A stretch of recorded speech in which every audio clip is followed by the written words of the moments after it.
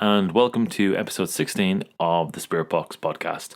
Today, we welcome Tommie Kelly to talk about his oracle deck, the 40 Servants.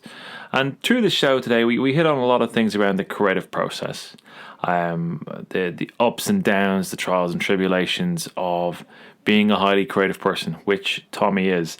Not only is he a writer, he's an illustrator, he's a musician, and runs a very successful magical community to boot on his Discord server, Adventures in Woo Woo. All the links will be in the show notes below, but this is a fun one. This is really interesting. Right, that's enough from me. On with the show.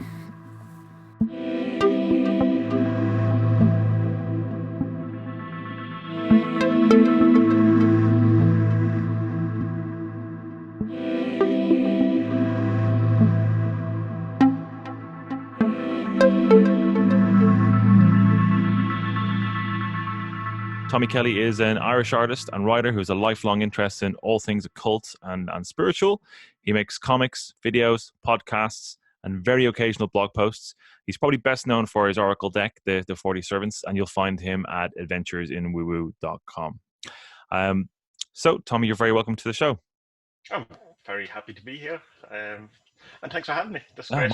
I don't get to do many other people's podcasts. I always am the person interviewing the people, so it's a refreshing change to leave all the driving to you. Awesome.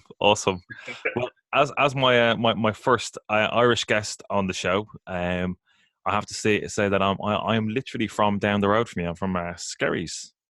Oh, no way, right? Yeah, well, sure.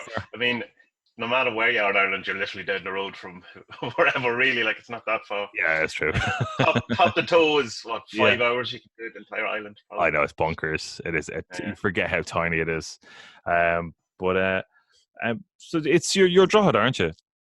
No, well, I'm originally from Dundalk, and right. where I'm living now is Ardee, which is kind of slightly to the left between Dundalk and Drogheda.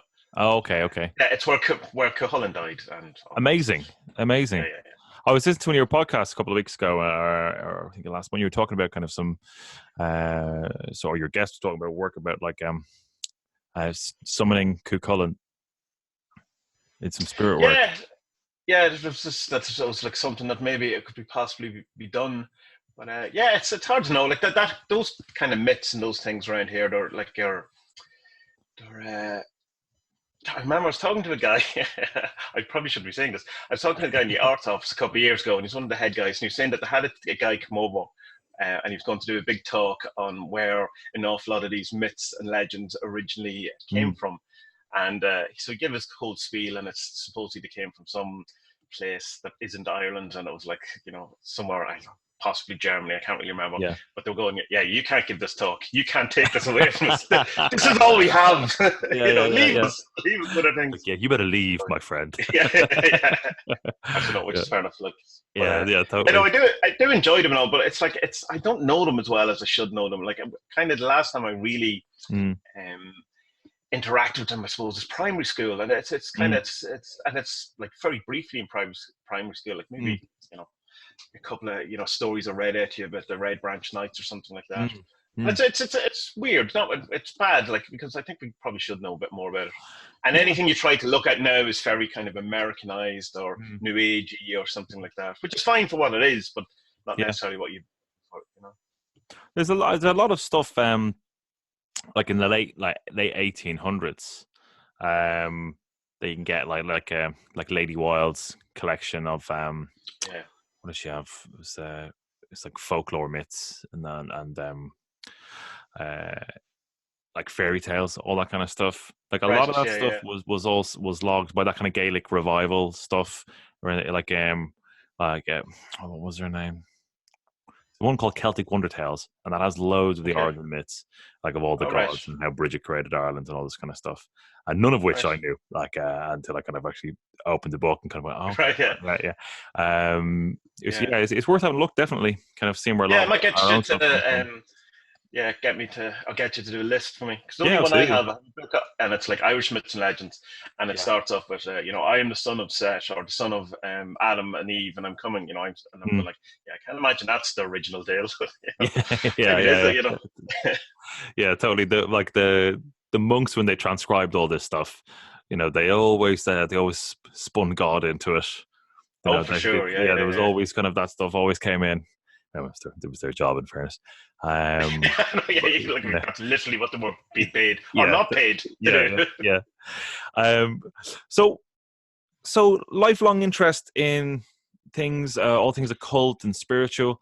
So Yeah. tell us where it started. Where do the seeds of this come from? Well, I suppose it's early teenage, like like 11, 12, if that, like that's, I suppose, pre-teenage. And I had an auntie who she lived in London back in the day. What people didn't travel to and fro as much. So you'd see her once or twice a year, or once a year. And she was like, because she was like in the far lands, it was like this exotic person coming back. But like, I mean, it's not even to like.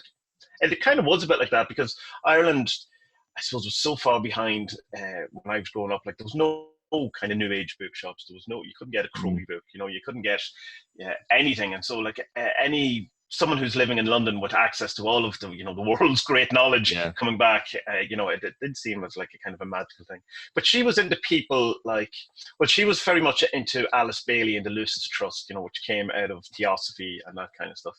But what she first introduced me to, to my parents first, and then I kind of found was a guy called Stuart Wilde. I don't know if you're familiar with him. He was like a huge name in the 80s and early 90s in the New Age scene, like massive. Like he's one of the big names. Like he would go on tour with like Wayne Dyer and Deepak Chopra, and they've written introductions to his books and cool. Dedicated books, and then all of a sudden stopped talking about him altogether.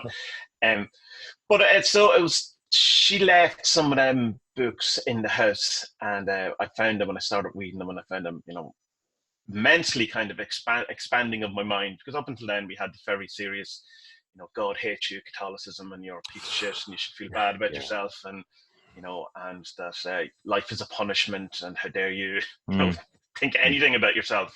And so then you come across a guy Stuart Wilde, who was very funny and very charismatic and very, of the kind of new age thing of that you're cool, stop thinking you're such a bad person, you're a wonderful thing. And life is wonderful, spirituality is wonderful, God loves you, or the God force, as he would call it.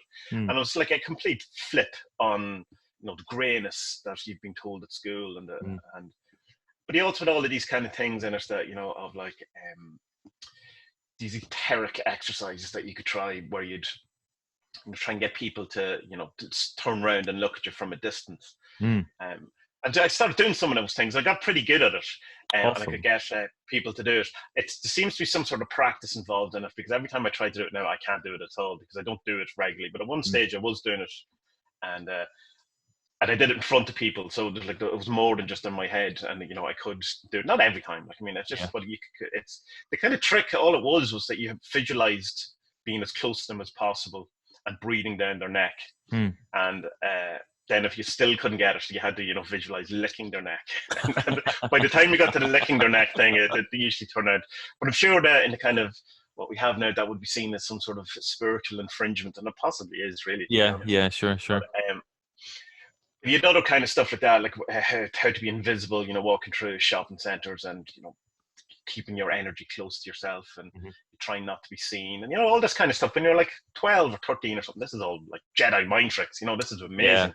And so it kind of allowed the possibility of the magic to exist in the world that had been closed from a kind of Christian, particularly Catholic kind of upbringing. That was seen as, and if magic did exist, it was definitely the work of the devil.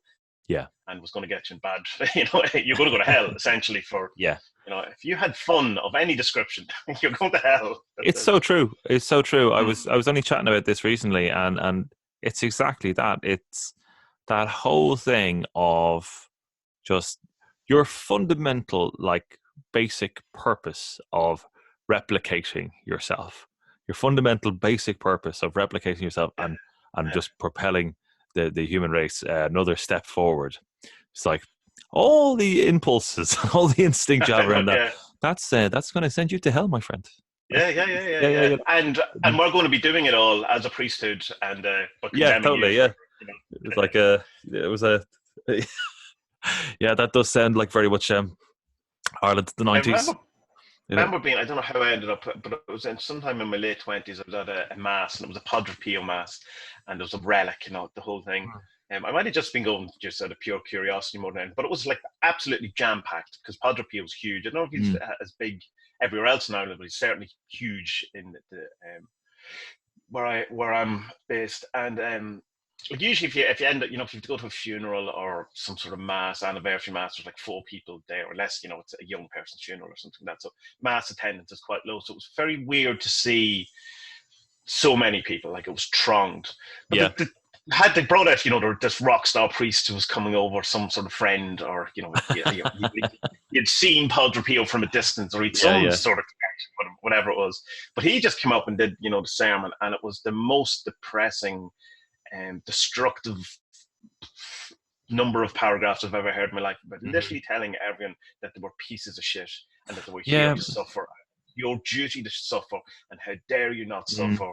And I was like, this is like years and decades, hundreds of years of being told that as a society. It's just like, don't think it did do well for us, really. Like, Yeah, I mean, you think about kind of the psychic damage that does to people, for sure, yeah. huge volumes of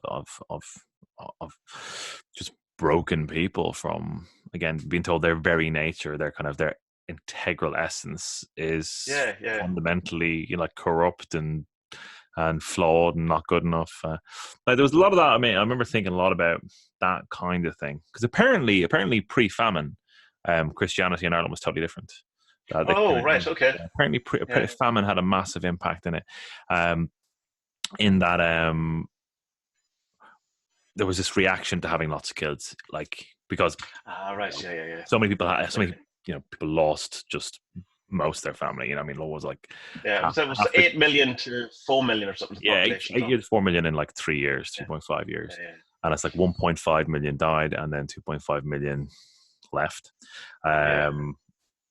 And the numbers are still pretty sketchy, and you'll always hear kind of variants on that. So who knows exactly? But like that is a huge psychological scar. So that's when you had the thing where it's like only the eldest kid would inherit the land. It used to be like smaller farms, so everyone would get a slice, and then it became kind of the eldest would.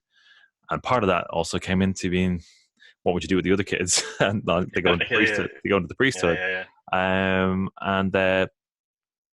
then like basically keeping people locked on the land, keeping people in marriages, not as kind of footloose and fancy free as it used to be. I mean, going back to like Gráinne Whale, like she was like married twice, no bother. It's like that kind of stuff. All that really punitive Roman Christianity, Catholicism rather, came in after the famine as a real kind of like cultural regression and I guess trauma. That was the reaction part of it. And was it in a kind of a sense a way of blaming us for it, rather than trying to look for external reasons of why the country had fallen apart in many ways? Like, I think actually that's a really an astute observation. I think you're probably right. I think there's an element there that there's a big, I think, shame in it of like, there's lots of things about the famine people don't talk about. It's generally kind of like, oh, weren't the English awful? British, to be fair. The British, to be fair, the Brits. It's not all the English are like bloody tans. But like, it's. I think the decisions that people had to make. So it's like, if your kid had any sign of cholera, like they were left on the dock, and the rest of the family went. So there's all this like terrible stuff that happened. Decisions that people had to make. I think there is that trauma, this maybe self-flagellation afterwards. Who knows? I mean, it's a terrible, terrible thing. It's just unbelievable. Yeah, it's impossible to really fathom the level of loss. Jeez, we've gone in a fairly dark tone. I'm just thinking, this is good. This is lovely. People are going to be sitting home going, "This is all it." Right, like, okay. Delete. I thought the Irish people were full of crack. Yeah, totally. But I think it is an interesting thing, though, when you think of Catholicism. Just trying to pull ourselves out of this, but is that the shame thing is like the shame and guilt is the thing that I would most associate with it. So come back, I suppose, to get to is that when I came across stuff like say Stuart Wilde, and it was like, other stuff around it, that it was a way out of that, seeing that there was a different reality to the world, or a different, at least outlook that you could take. Whether the world was dark or whether Catholicism was right, at least there was other people out there who decided we could have fun with this and we could be happy and we don't have to feel so bad about each other and all of this. But then because my auntie, and she was like, so person who I could only talk to about these things, or who knew about these things. She was big into, as I say, into Alice Bailey, and theosophy is an interesting type of thing. It's a weird. It has, whatever way you look at it, people have different kind of different opinions on it, but it's a very odd kind of approach to the world, and it's eclectic, and it's taking stuff from loads of different things, and what I've kind of found is that what happened when Alice Bailey left, it was kind of like she was then seen as the next person from the Alice Bailey point of view, who was going to take over from Madame Blavatsky, or had taken over, or was a successor, and was going to be the next person who talks to the secret chiefs or the ascended masters. But it's kind of then pulled more Christianity into it, and there was this kind of element that I found very hard to agree with, was that that the person, you yourself, is insignificant, and it runs through an awful lot of the Alice Bailey stuff. That the masters are not interested in your stupid little lives, and don't think too highly of yourselves. We're only interested in groups, or in bigger kind of pictures, or bigger. But if we're only interested in you if you have some sort of influence, or that kind of thing. And I was like, oh right, so I've left one thing and I've found it again somewhere else, And so, but it was kind of because I thought when you leave something like, say, Christianity or whatever, and you think you found, you tend to give it a more allowance than you probably should. You're not as discerning as you would. Yeah. And so it kind of stuck with me. And I kind of, as with the Catholic guild stuff as well. And then I kind of started hanging around with some Hare Krishnas, because they're just trying to do something completely different, trying to, and it's all of these things I found are really interesting for a while. And then you start seeing the cracks. You start, you have a conversation with one Hare Krishna, and then you have a similar, almost the same conversation, a week later with another one, and they're using exactly the same sentences and the same words. Right. And there's, and you kind of go, oh, hold on, there's a script here, Yeah. And this whole thing of like going to some of the festivals. There was a big thing in Dundalk about Hare Krishnas at one stage when I was like in 5th and 6th year. They used to be like just on the street all the time. So I just assumed this was what happened, constantly. But it seems to just have been 1 year or 2 years or something, and then they just went back I to. I remember that. Like I remember them kind of rocking up in Galway when I was there, right? And and I mean, I know you see them still regularly-ish in Dublin and stuff, but not to the extent that. Going back, and they had an island back in those days. I've been told that they don't have it anymore. Right. In Ulster. But it was an interesting kind of thing. I was talking to one of the Hare Krishnas, and he says, everyone knows that the moon is further away from the sun. I was going, hold on, just a second. What? And I was kind of like, while I didn't believe him, because he was kind of telling me all these other mad stories about huge birds flying through the universe, dropping eggs, and this was the creation. And I was like, I'm not believing it, but it's fascinating that you can have this belief.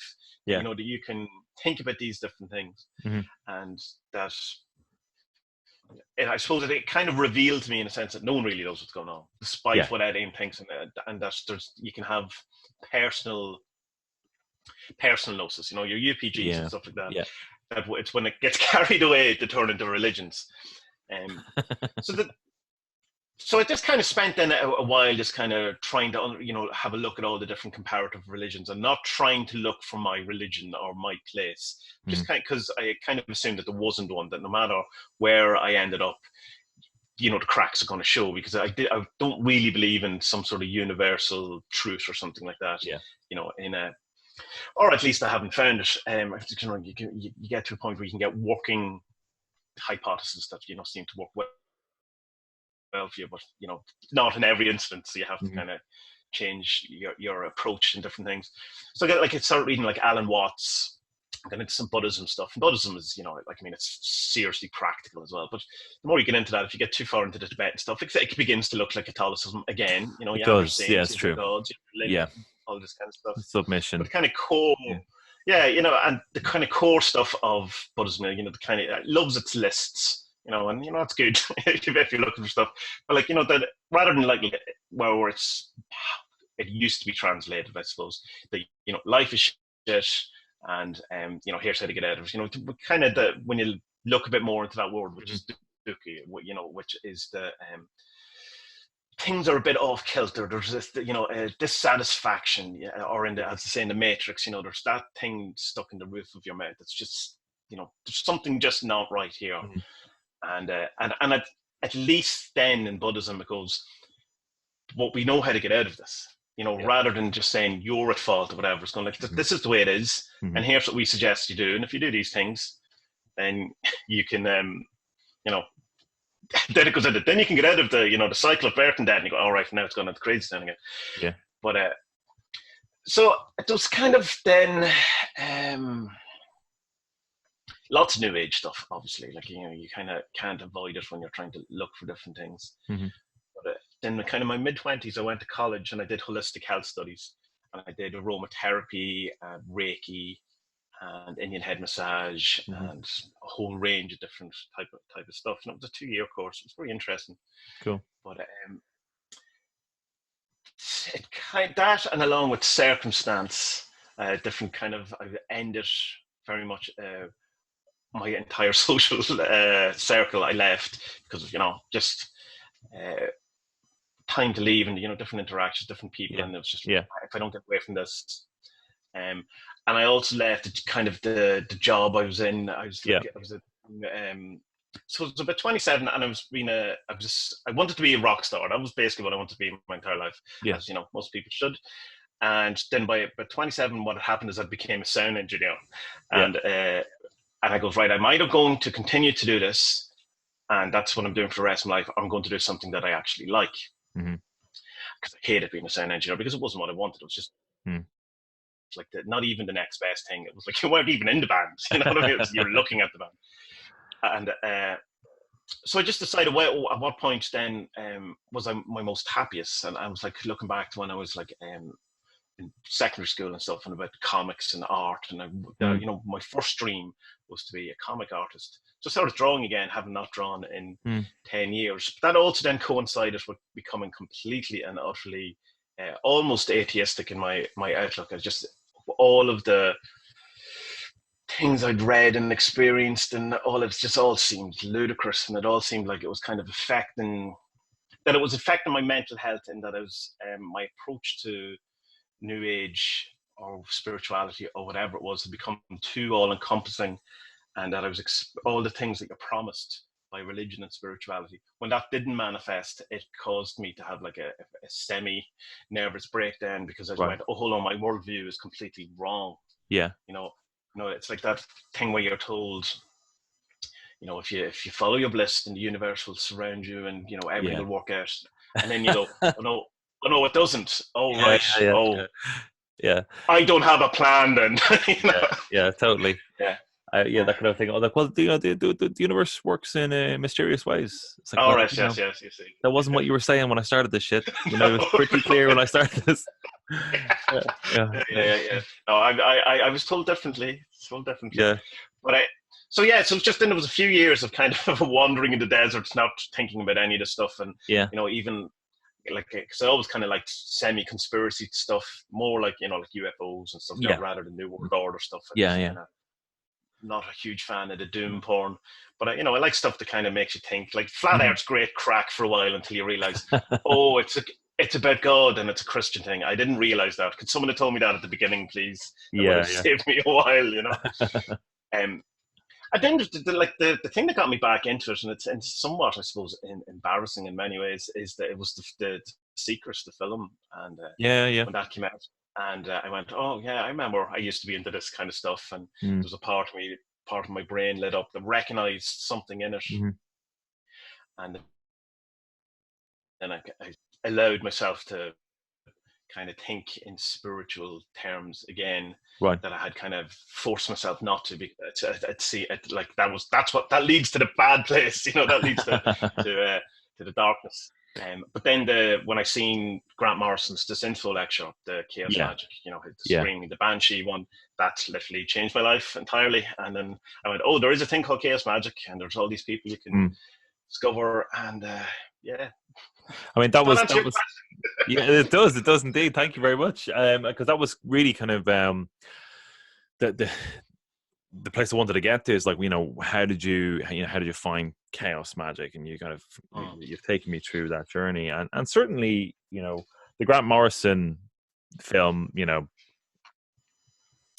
I mean, that was again hugely influential to me as well. I All right, definitely good. Yeah. started working with sigils off the back of that. Like, so it's interesting how that particular film has influenced so many people, and has changed their lives. Really has. Yeah, it was very cool. It was, I mean, there's a rock star element to that as well. Looking at Oh kind yeah, of, definitely, absolutely, yeah. I think that why it kind of hits a nail with so many people is that it makes it what chaos magic was always meant to be, which was to demystify all of these things and take away all of the dross and all of the unneeded stuff. And he's just like going, you can do this right now, you can do this when you go home, and it works, so do it. You don't need me, you don't need a priesthood, you don't need an initiation, you don't need fancy books, you don't need any of these things. You just need a pen and a paper and possibly a wank, and you're away. Yeah, absolutely. And it's phenomenal, and when you start to work with it, and like, I think you start to see the stuff everywhere. It's like you were saying, the idea of like the hyper sigil and the kind of, corporate sigils, all that kind of stuff. Yeah. Really McDonald's remarkable. logo, Coca-Cola, all that stuff. And I guess when we started looking at kind of sigils and your own creations, and in chaos magic, there's a lot of work with servitors and that kind of thing. Yeah. And is that where like the 40 servants came out of?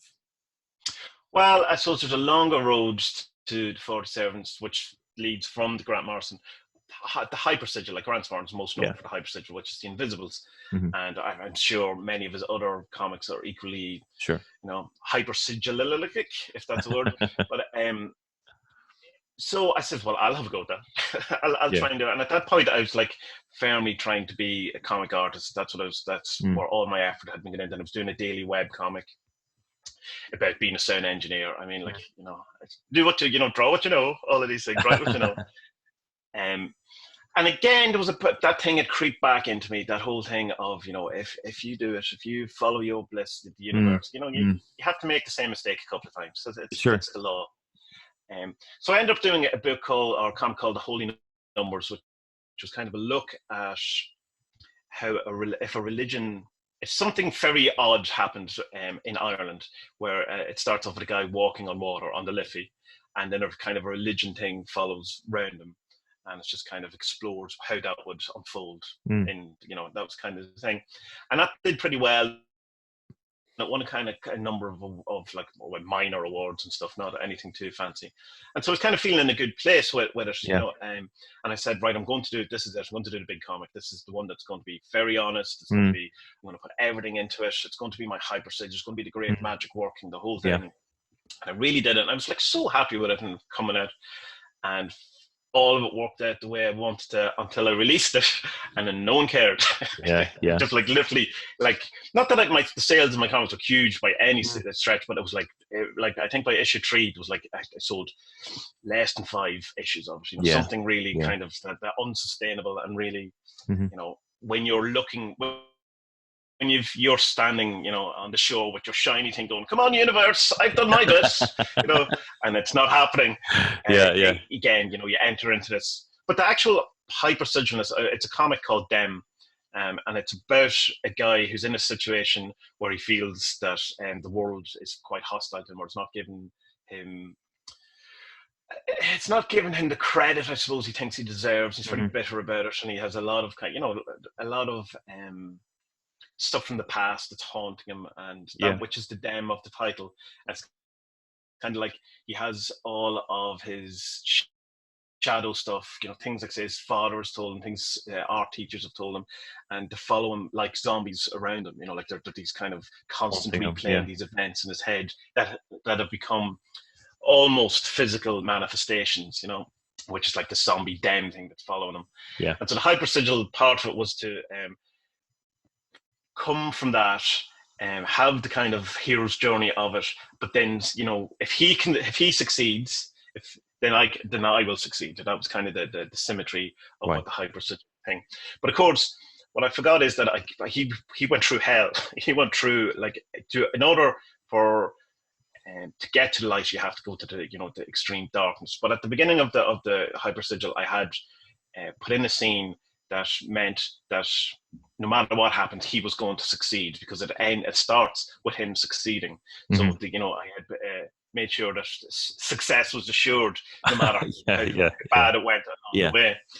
But it went very bad. And I don't want to spoil too much of it, because I'd like people to read it, because I'm really proud of, and the more I talk about it, the less chance people will read it. Yeah. But so anyway, after that kind of came out, and I got massively, again, kind of echoing what happened when I was in my late 20s, this mass disillusionment with all life, the world, bitterness with, I suppose, God, or whatever my kind of encapsulation of what God was, or the universe, or magic, and just kind of this massive sense of entitlement. Mm-hmm. That I had done my bit. Why wasn't I getting? Mm-hmm. Why wasn't I the golden child? Why hadn't I been elevated in the way that I thought I was going to be by doing the thing? So obviously, when you have those type of thoughts, you crash quite badly. Mm-hmm. And I sort of spent a while. I got again this disillusion from the whole comic thing and stopped doing it. But it was also I kind of said all I wanted to say at that point in that format anyway. Yeah. And it was just kind of I did try to do another one after. It was called Great Work, there's a good story in it, but it was just, it felt dishonest in many ways, because it was kind of going, I'm saying all these things to do a thing, rather than because I have a feeling need to express myself, which I certainly did with all my other stuff. And when I was a musician, all the music, all the songs I wrote were, rather than trying to write a good song, it was trying to get something out of me into the world. Yeah. Whereas with the last comic I was doing, there wasn't a thing in me. I was just doing the same actions that I would normally do. And it was just, but so again, and then it kind of coincided with the EU changed their laws on, remember the VAT laws, where everything online, that if you sold anything online, you had to, have 3 documents from the mother to tell you exactly where in the world they were, and it was mental. And I had a Patreon set up at the time, and Patreon just said, we're not dealing with that. Yeah. So I go, well, I have to close my Patreon. I have to close down an awful lot of what I'm doing. I can't sell online anymore. Yeah. And I went, right, this is no fun. And I had a proper, I would say, a proper dark night of the soul in the didn't know who I was, didn't know how to get past any of it, didn't know, really, without being come back into the dark places earlier on with the Irish, really not good, not proper, not good. And there was a point then in the middle of all that, not the middle, of the end of it, when I ended up being on antidepressants, and I was kind of seeing doctors, and every time you go and see them, it'd be a different doctor, and you'd be saying the same story over again and trying to explain, and no one understands, or no one cares because they don't have the time and all this stuff. And it was just a point, and I was sitting on my couch in my office in the house, when I was in the house at the time, and it was just kind of, something broke in me, that I just went, well, you're kind of flirting with these whole ideas of, ending your life, or, you're constantly kind of obsessing about it. And one of the side effects, of course, of antidepressants is you start getting suicidal thoughts. Yeah. Which is helpful. So it's just, so I just went, right, well, I'm sick of it. I'm just sick of this constant barrage of negativity in my head. Yeah. So if you're going to kill yourself, fucking kill yourself and get it over, because I'm sick of you. And it turned out I didn't want to kill myself, but that broke something in my brain. And I just I ended up lying on my couch for, 2 or 3 hours after that, just kind of sitting, and this serenity and this calmness and this kind of feeling of being able of breathing again, and just going, that's mad. Yeah. I mean, it's really interesting you say that, because one of my questions was going to be because like when you sent me over your work earlier in the week when we were back and forth on Twitter, I was amazed at the volume like of creativity, not just in like the comic genre, but like the illustrative quality, the writing, and then music on top of it. And I was just like, Jesus, it's like there's so many veins of talent there. It's like an incredible volume to it. But I was thinking about it myself over the week, and that was a question I was going to ask you about. Like, is this a double-edged sword? That because you've got such a creative bend, you've got that like pilot light of burning creativity inside you. I need to get these things out. You know. Yeah. Does it hurt on the way out? You know, it's always kind of been in my experience that it kind of does. You know, that's the price you pay for this stuff. I think art and creativity is like, well, for me, I can only ever speak for myself. It's a form of exorcism, and it definitely feels that way. And to get the stuff out, you have to look at it, and that, you know, that's kind of there's no kind of no way around that. But and I mean, it's an old story. Like, you hear many kind of musician or, you know, particular songwriters say, well, you know, I'm terribly unhappy, but I'm afraid to not be unhappy because I think I won't be able to write any more songs. You know, and you kind of go, well, I totally understand that, but like, but please try, you know, please try to be happy, you know. But it's true. Yeah, I think it just comes with the territory, you know. And I certainly a lot of magicians that I know kind of say the same thing. You know, they've struggled with their mental health, you know, and because there's an attrition, you know, when you're kind of when you're an explorer, you know, when you're at a young age, you're kind of looking around going, this doesn't make sense. I don't get it.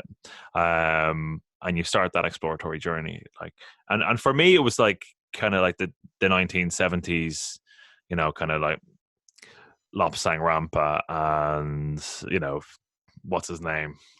Daniken, you know, Miracle of the Gods. Oh, Eric von Daniken. Yeah, all that kind of stuff. That was all knocking around like my house, like that my parents had bought, like in the early 70s. So I was looking at that too, and kind of that age.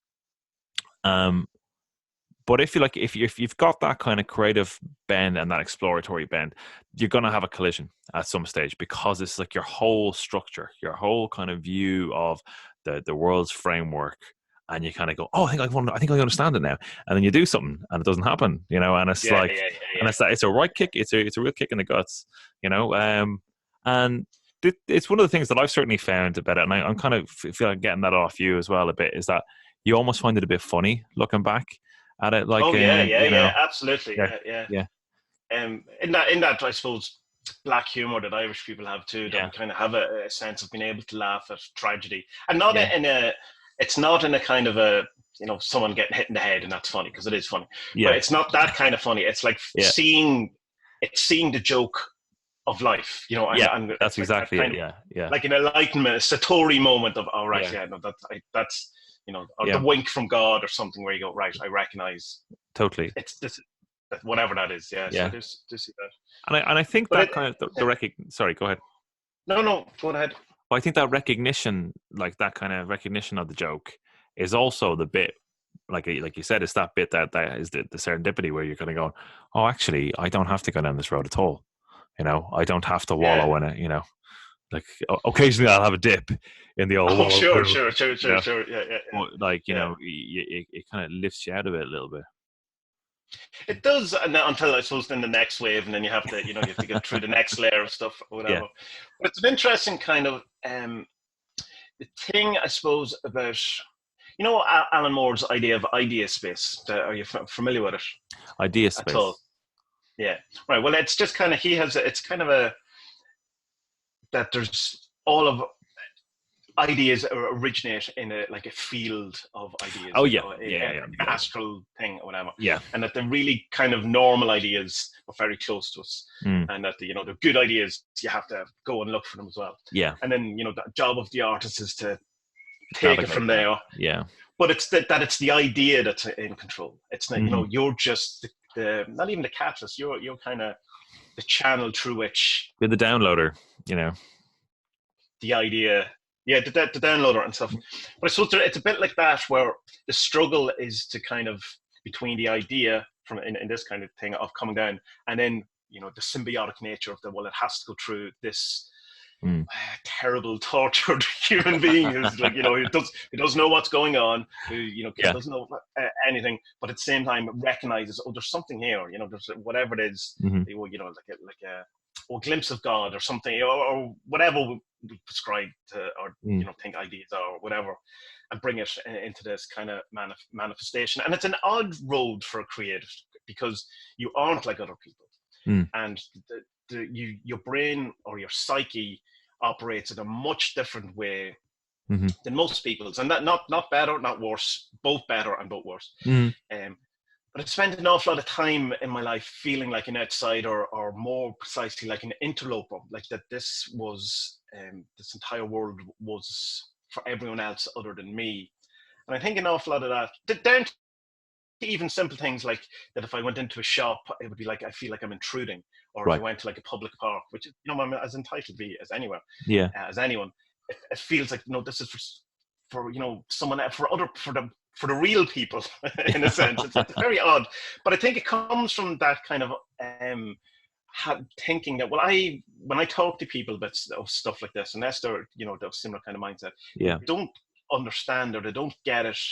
And this, a lot of time it can be seen as, you're not wasting, you're in some way lazy, or you're not being productive enough, that you're not doing, because you're not doing the factory job, or you're not doing the coal mine, or you're sitting there thinking about stuff. Would you not do something with your life, and drawing little pictures or writing little songs? And you kind of go, well, I have to do this. I literally have a compulsion to do this. I've tried to stop doing it many times, and it just comes out in a different form. It goes, no, I'm still here. Get me out. So I think that's the kind of interloper feeling, or that feeling of separation comes from not being probably around an awful lot of people who are like the way I am, in one sense. It's easier now because of the internet, you're around more people. And then if you are around people who are like that in a music thing, which is, I spent a long time in the music, you've that plus intense ego. So it's that's a very can be a particularly nasty kind of combination of broken person who also thinks they're the greatest person in the world. I mean, you get it in magical groups too as well. It's the same thing. There's always I did martial arts for years, and there's always like someone goes off and sets up their own federation, because I think this should be done this way, and it's like a whole plethora of different groups, and magical orders tend to be very same. They very same. Like you even see it on Facebook magical groups, and that as soon as it gets to a certain amount of people, splinter the group immediately. Totally. So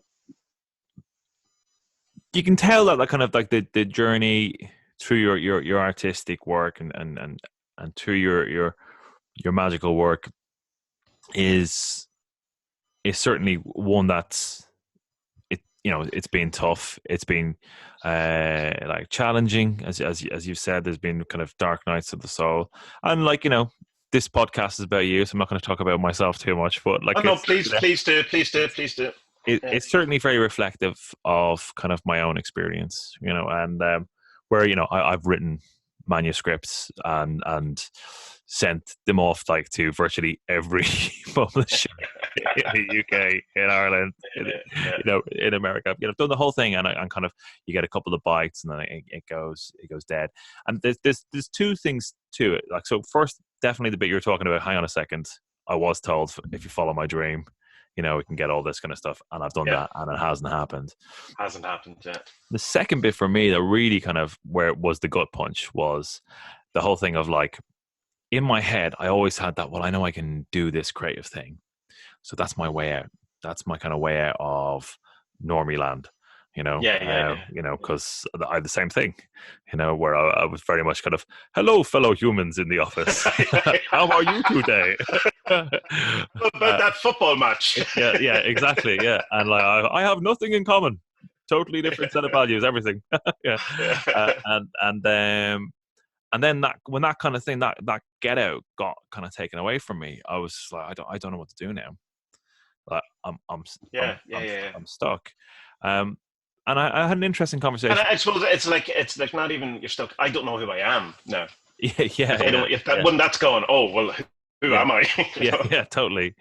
And I had an interesting chat with a good friend of mine back in Bristol, and he phrased it to me like this. He was like, you've every right to try something. You've every right to try something, but you've no right to the outcome.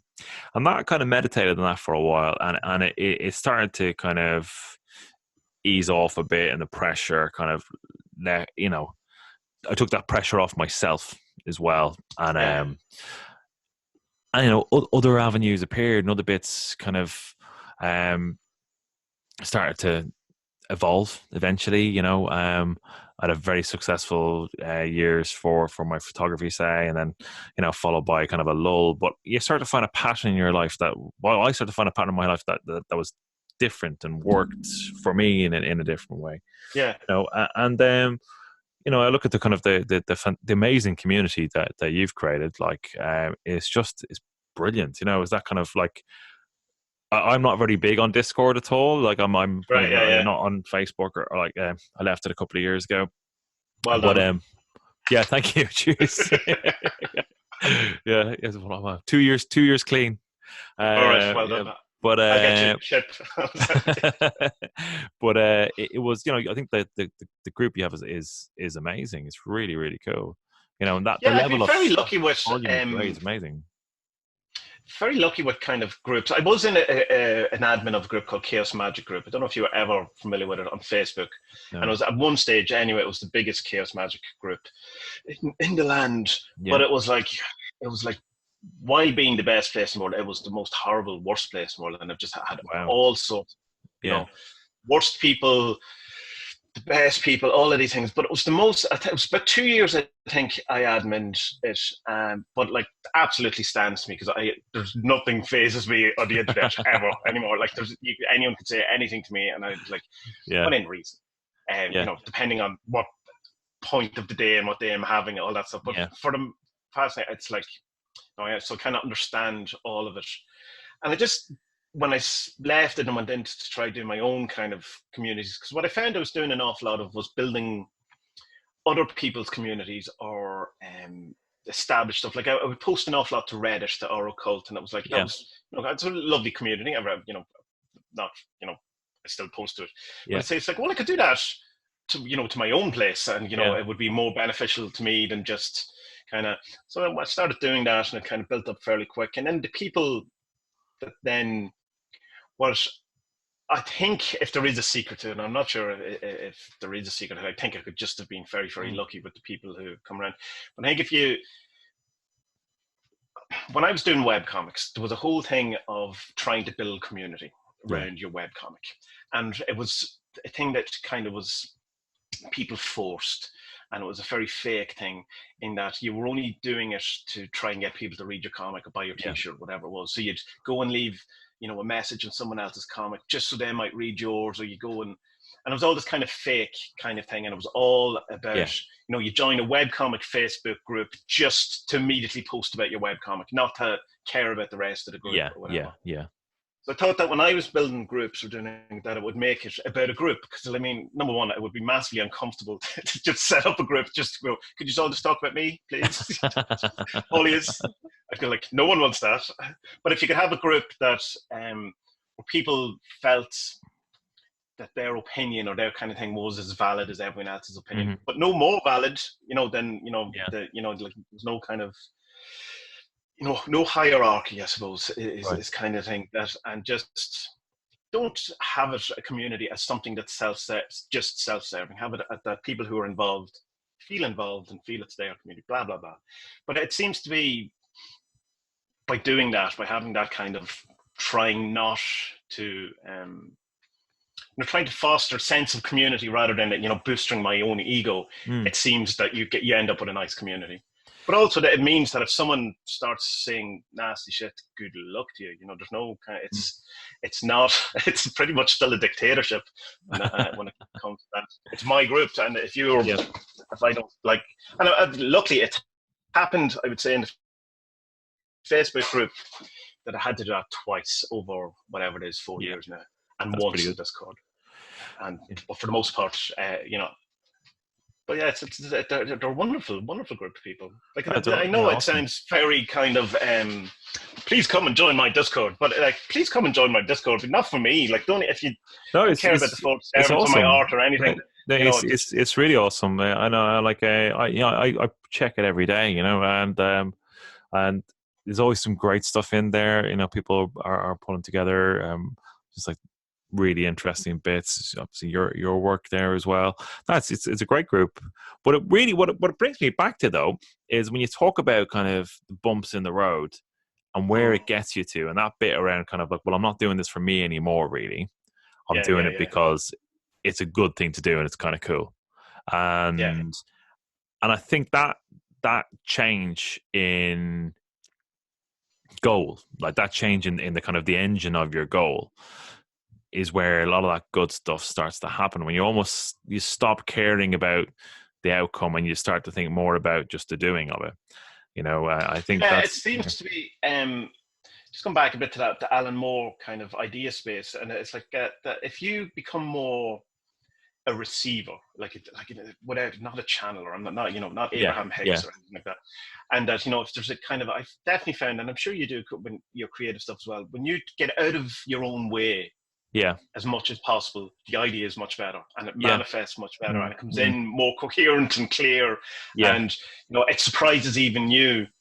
So I find that it's like, without being too opera, it's you have to go with the stream rather than trying to fight it. It's kind of that, but it's not that either, because it's not about giving in to everything. But it's like what your friend was saying. It's like you can do whatever you want, but you just have to let it then do whatever it wants. You can only do what you can only do, and that's all you have to worry about. And when you let go of the end bit, when you let go of it having to be a particular way, or it seems to work better, that's exactly it. I think that's a big part of it, and I think that it's also that self-reflection and that change. It's just that part of it's integral to magic, isn't it? It's your own biggest piece of work, that kind of like that great work. Like we're creating ourselves along the way through these trials and successes and challenges. And that's like why I'm totally 100% with Alan Moore on his definition of magic is art, and that's it.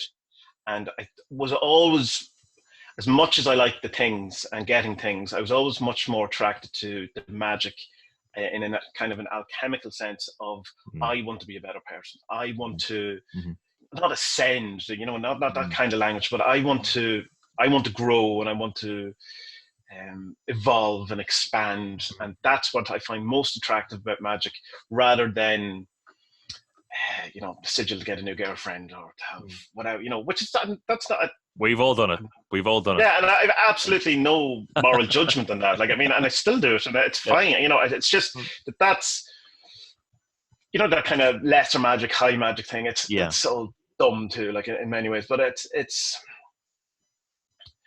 I think the more interesting stuff is the expansion stuff, the for want of a better word, the ascension stuff. But I don't know if it's an actual ascension. Like, I'm not totally gone on ascended masters or holy and guardian angels. Like, I like them as workable things, and they seem to, when you act as if they're true, can get you effects, or get you out of a hole, or onto the next stage. But if it's an ultimate truth, capital T truth, I don't know. But that's one thing I wanted to kind of ask you about as well, is that, like, so particularly with the cards, has any card ever jumped out at you and kind of like almost developed its own independent personality? When you talk about kind of like downloading the ideas, and like they're fantastic. They're an amazing set, by the way. They look just incredible. Thank you very much. Really cool piece of work. Awesome. But I was looking at them, and I could almost go like, I just see these things like having their own life, and having their own personalities, and some of them. Well, there is a kind of there's definitely a hesitancy in me in this area, because of the kind of history in magical thought of the idea of tulpas, or egregores, or served towards running amok and destroying people's lives. Yeah. And I made a very kind of definite demarcation that the 47s aren't able to change in nature. They're not going to start pulling things off your bookshelf. Yeah. Or whatever it is. And I always kind of did notice, and this isn't 100% true, but that the people who had kind of issues with tulpas or whatever the right word is, getting out of hand, or people whose lives seem quite chaotic and a bit out of hand for the most part. Anyway, it seems to be something that maybe is more reflective of their surroundings than something that affects their surroundings. So with that kind of caveat of the healer can never not be the healer, I can't suddenly turn into a demon of debauchery or something that or can't suddenly turn evil. It's exactly the same I would have in that when you are writing fiction, you write a character and you have a whole kind of arcs written. You know what this guy's going to do. You know his position in the story. Then you get to chapter 3 and he goes, yeah, I'm not doing that. I have a different plan. And you can either force it to, this is the same thing. Force it, the idea to become what you wanted, or you can let it develop into what it wants. And when you kind of let the character do his own thing, you go, all right, I totally understand why. So in that kind of sense, of course, and they've definitely had their own journey. Like, I mean, they've gone to Brazil. I've never been to Brazil, and they're huge in Brazil, and it's like amazing. I've no control over that, sort of the and then you hear people like it was very interesting. I knew something strange was happening when I would wander onto people's posts who were talking about them, and it was nothing to do with me. I wasn't involved in the conversation whatsoever, and I thought that was very strange. And then there was YouTube videos of a woman called Lua Valentia, and she was talking in Brazilian Portuguese about them. And I thought, I can't understand any of this. But every now and again, you'd recognize, Tommie Kelly and this is what is going on. Awesome. So while there's the hesitancy of me saying, don't worry about them turning bad in the way there's this kind of warning, because I don't particularly believe that. Of course, they've gone and done their own thing, and to try and put the lid back on that is it's kind of not going to happen. Particularly now that the kind of the digital versions have God knows where they are. At this point, sure. It's like if something hits a torrent site, then you've literally no control over what happens. Yes, it's gone wild. Yeah. And is there any plans to develop the deck further or extend it? No, it seems that would seem like a very much a cynical marketing move on my behalf. That's what it would feel like to do anything. Right, like okay, that. yeah. It feels complete. When I was doing it, it was kind of coming from what I was saying about the hypersigil thing and that dark place that I ended up being out of when that den didn't work. Later, it turned out, in hindsight, looking back, that was part of the hypersigil, because if you put someone into the dark place and then say, well, this is a hypersigil, you're also going to end up in the dark place. And then luckily, because I had made sure that success was assured, that it would come out. And the kind of big thing of them as the hypersigil was that he would create something that other people would find valuable, that it would be a recognition or something. Yeah. So while in my deep darkest thing, I was kind of, the Patreon thing had fallen apart, the EU VAT laws, my entire thing, it felt like everything, I couldn't do this anymore. Yeah. And I had kind of enough money that I had a couple of months before in my head, I would go out and I'd have to sweep the streets. Yeah, I don't know why that vision came in my head, but that's what was going to happen, Yeah. And so I said, right, well, what you've a couple of months, what are you going to do here? And I says, well, I have all of these kind of magical ideas. I've been reading all these different books for years. I've been doing all this kind of different stuff. And I want to take all of that and put it into something that is aesthetically pleasing to me, that works for how I see things and I would find useful. Mm-hmm. So it's almost like the opposite kind of thing of what we're saying here, but it's like the most selfish act I've ever done in my life. But it was with no end goal other than just to do it for me. So, and then I still was I'm going to release it to the world. I'll put it out, and I thought, like the way the comics have gone, 3 or 4 people might download it, go, oh, that's really cool. After 2 weeks, no, it's gone. The wave is over. Yeah. So that was kind of goal. So I had no kind of, when I was doing it, there was no trying to please people or be worried about, annoying people or upsetting people, or, oh, maybe I should put this type of card in because a certain type of person would like that. It was all just allowing this thing to manifest in whatever way it was going to, giving the very early mandate that I had, that, this is what I wanted it to be. And it kind of became an amalgamation of lots of different art I had done over the years. There's bits from the comics, there's bits from different projects here and there, and it all felt like that word accumulation. We'll try that word instead. It felt like this is what everything had been pointing to and leading to. And so it was like, this is it. I'm going to do it. I'm going to finish it. I'm going to put it on the internet, and then I'm going to walk into the sunset and sweep some streets, whatever, and then have my shitty normie life. No, this is it. And of course, like, it was like a week after it came out that I went, oh, hold on, there's something here. So, people aren't forgetting about it. People aren't kind of, it seems to be already having its own arc. It's kind of, in a sense, at this, because I had made it like a shit PDF. I go, oh, well, I better put something together to tell people what the cards are about, for the 5 or 10 people that are going to actually download it. And I wrote it in like a week, you couldn't do it in a week. It was just like just thrown together. And then so like after a couple of like 5 or 6 weeks going, right, I'm really going to have to actually write a proper one, and sit down and do it. But then it was kind of after, because I'd done a whole series about the hypersigil on the blog, saying that it was a failed hypersigil. Like that entire series explains it, and then at the end, and it didn't work. So I then had to go back and do like kind of a final part of the series and go, yeah, it totally did work, because like this is, if you look at the beats of the hypersigil or the comics and the beat of my life, it was just, I was in the middle of it still. Kind of, and it's hard to see the end when you're in the middle of it. It's well, that's, I mean, it's an awesome story, and I really do encourage anybody listening to go and see Tommie's work and have a look at the 40 Servants deck. It's awesome. But that bit you're talking about, how you see completion, when you're kind of at some stage you look over your shoulder and go, oh Jesus, it's done. Wow. Yeah. And again, it's so important to find those moments of self-reflection. And I think those bits, like we were saying, that kind of like, well, as we were talking earlier on about the kind of the kind of dark Irish humor, kind of laughing at ourselves and laughing at others.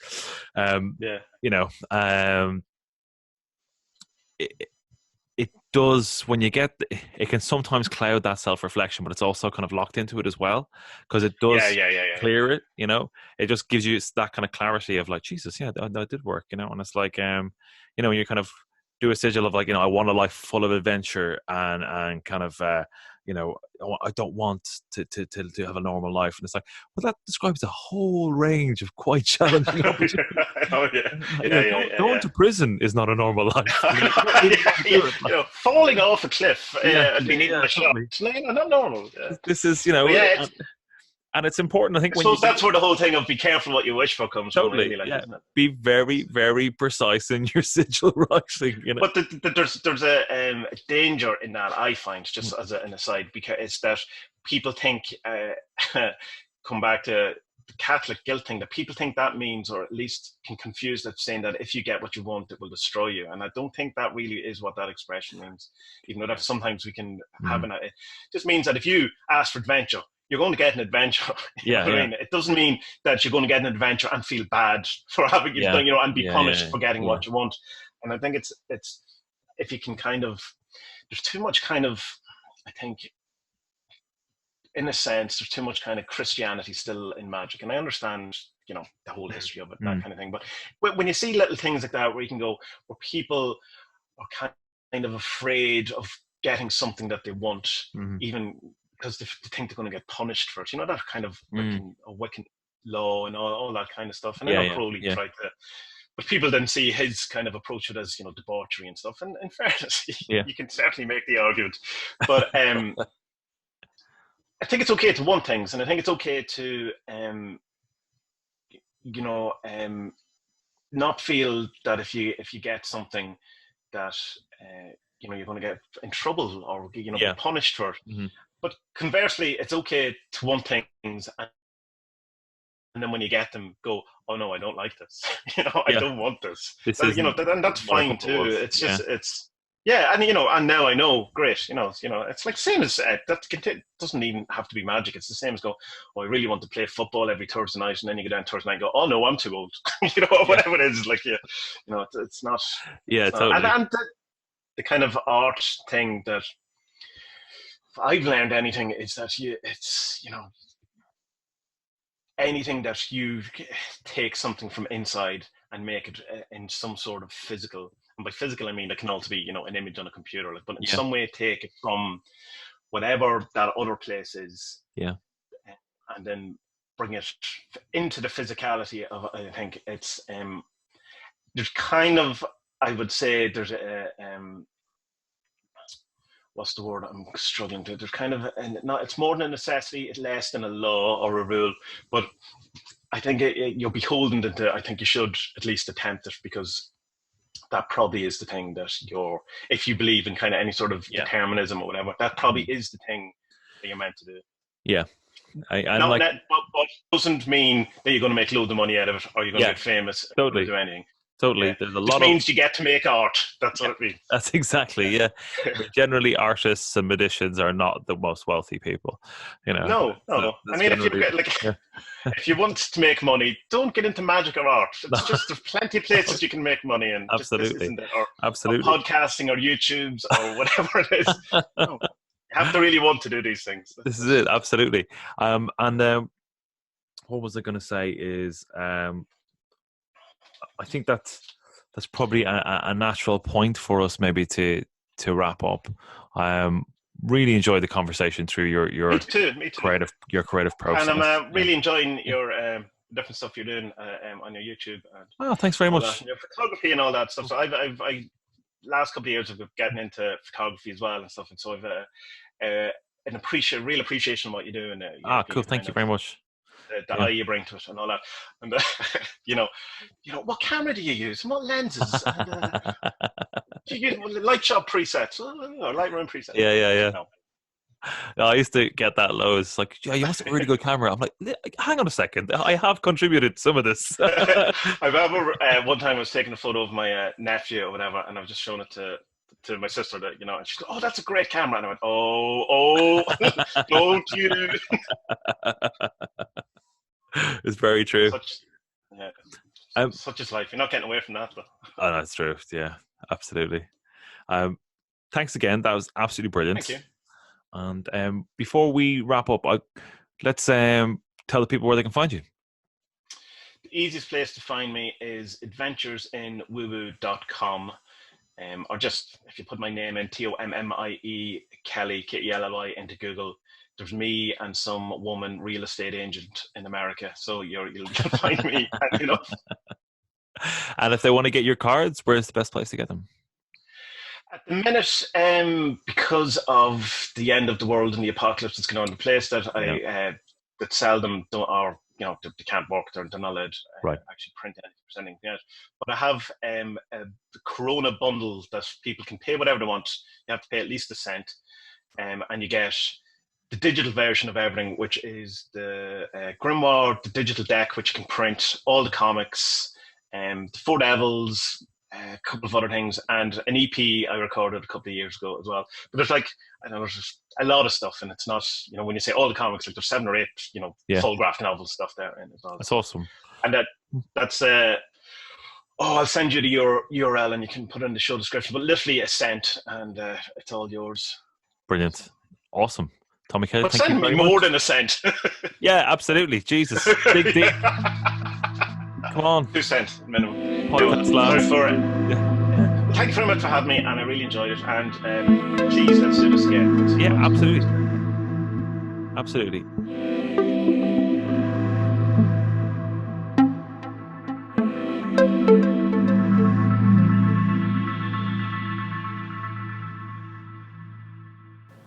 What a great show. I hope you guys enjoyed that. I really enjoyed that myself. It was great to catch up with Tommie. Really interesting to hear his experiences around the creative process. And I think you can all take a lot of solace out there if you're struggling with your own creative process, and if the journey is bouncing you off the walls, it's par for the course. if you have that creative bend, if you have that creative thing inside you, it's sometimes not easy. So don't worry about it. Keep going. Anyway, that's all from me. I hope you enjoyed the show. It was great to have Tommie on. You can find the links to where you can find him in the show notes. And we'll be back next week. Take care. Bye.